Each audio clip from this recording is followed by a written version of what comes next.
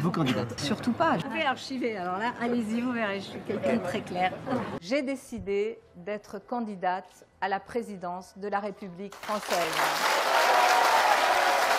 C'est au tour d'Anne Hidalgo de passer à la casserole. Au menu du jour, son amour pour la voiture, sa petite sortie non assumée en jet privé et l'accusation d'emploi fictif dont elle a fait l'objet. Et on finira ensuite avec des petits faits pêle-mêle. C'est quand même assez rapide, hein. Allez, c'est parti pour Anne Hidalgo. La vérité, il faut la dire, il faut la poser.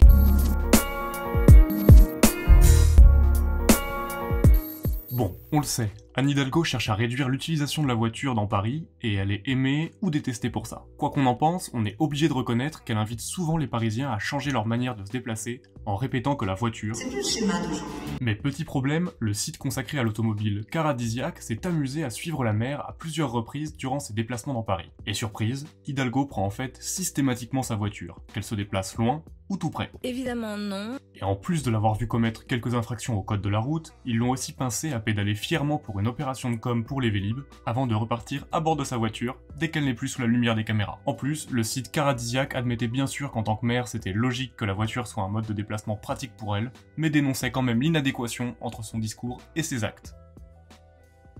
Le Canard enchaîné révèle en 2019 qu'Hidalgo devait aller au Tour de France à une étape près de Tignes, et elle s'y est rendue à bord d'un Falcon. C'est une très bonne idée. Lorsque l'affaire s'est ébruitée, elle s'est défendue en disant que de toute façon, le Falcon contenait des fioles antidopage et aurait décollé même sans elle. Mais ce n'est pas l'avis de Damien Ressio, le directeur du département des contrôles de l'Agence française de lutte contre le dopage, qui dit lui que l'avion ne contenait aucune fiole pour le dépistage. La vérité, il faut la dire, il faut la poser. Et à l'époque, pour défendre Anne Hidalgo, la mairie a un deuxième argument. Hidalgo n'a de toute façon jamais dit qu'on devait renoncer à l'avion. Jamais de la vie.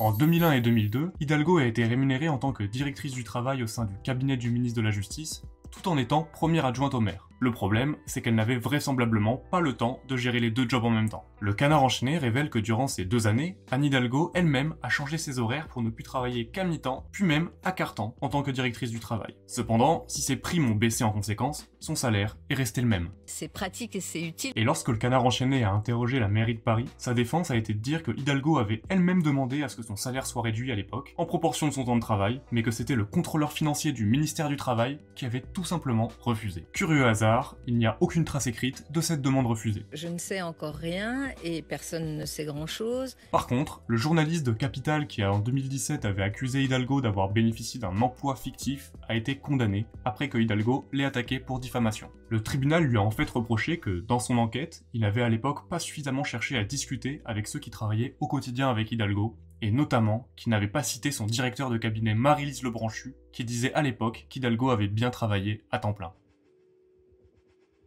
En 2012, Hidalgo avait affirmé à la télé que le FN avait soutenu la collaboration avec les nazis pendant la guerre. En 2016, elle a été condamnée pour diffamation pour ses propos. L'argument du tribunal était assez simple. Le FN a été fondé en 1975, factuellement, il ne peut donc pas avoir soutenu la collaboration de 39 à 45. Et dernière info, le Canard enchaîné a révélé en 2018 que la maire de Paris avait payé une étude de 14 pages, 224 000 €. Il y a un contrôle très strict de ses dépenses. Le but de l'opération, savoir si les Parisiens trouvaient Paris propre. Le plus drôle, c'est que dans ce rapport à 200 000 €, on trouve des phrases comme « La perception de la propreté à Paris se fonde en négatif sur des constats relatifs à la malpropreté ». Une citation qui, à vue de nez, ressemble quand même beaucoup plus à la phrase d'un étudiant qui essaye de remplir à tout prix sa copie double qu'à celle d'un rapport à plus de 15 000 € la page. Anne, un dernier mot ? On sort de zones de confort que l'humain se crée parce qu'il a besoin de ces zones de confort pour être souvent presque en permanence dans quelque chose qui peut s'analyser comme de l'inconfort.